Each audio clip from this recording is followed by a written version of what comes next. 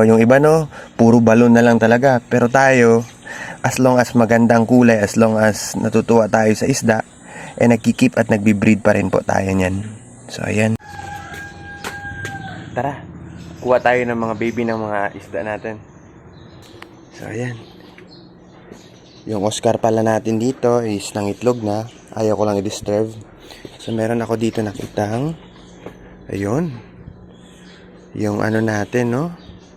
Yung long body lyre-tail molly natin, no? Wow, baby, oh. Ayan, no? Nakikita nyo?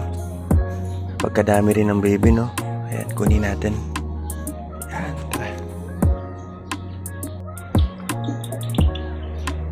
Ayan nga, oh, tingnan nyo. So, ang daming babies, no?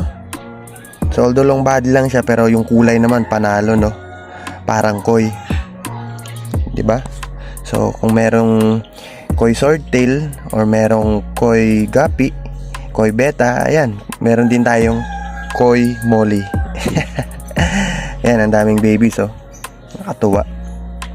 So, yung iba, no, puro balon na lang talaga. Pero tayo, as long as magandang kulay, as long as natutuwa tayo sa isda, nagkikip at nagbibreed pa rin po tayo niyan. So, ayan, napakadaming babies.